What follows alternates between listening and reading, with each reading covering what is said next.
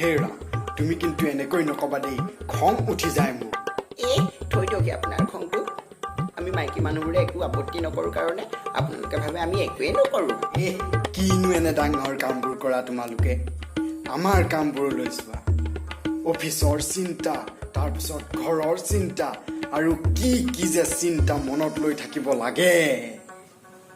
মা দেউতা কি হৈছে বাৰু তোমালোকৰ ইমান হুলস্থুল কৰি আছা কিনো হ'ব আৰু বোপাই তোৰ দেউতাৰৰ মতে মই এই ঘৰত একোৱেই নকৰোঁ অত বছৰে মানুহটোৱে এটা ডাঙৰকৈ কথা কৈ পোৱা নাই আজিনো কি আৰে ৰ'বাচোন মা আৰু তুমিনো এনে কি ডাঙৰ কাম কৰা ময়োতো তাকেই কৈছো ৰাতিপুৱা মাত্ৰ তুমি আমাতকৈ 2 ঘণ্টা সোনকালে উঠি ঘৰৰ ভিতৰ বাহিৰ চাফ কৰা আৰু আমি উঠিলে আমাৰ মুখৰ আগতে একাপ চাহো পাওঁ আৰু ভাত বনোৱাটোনো এনে কি ডাঙৰ কাম নহয় জানো দেউতা আৰু আমি নিজ নিজ কামলৈ যোৱাৰ পাছত তুমি যিবোৰ কৰা তাৰতো আমি উমানেই নাপাওঁ আৰু দেউতা আমি যদি মাৰ প্ৰতিটো কাম টকাৰে জুখিবলৈ হয় আমাৰ দৰমহাৰ 2 গুণমান হ'ব চাগে হয় মালতী মোৰ কথাবোৰত বেয়া পাই নাথাকিবা এই অফিচৰ চিন্তা এটাইহে মোৰটো ঘোলা কৰি আছিলে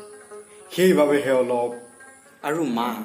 তুমিও দেউতাৰ কিছুমান কথা বুজি পাবা আকৌ হয় বোপাই মই অকণমান আজি বেছিকৈ কৈ দিলোঁ আৰু আপুনিও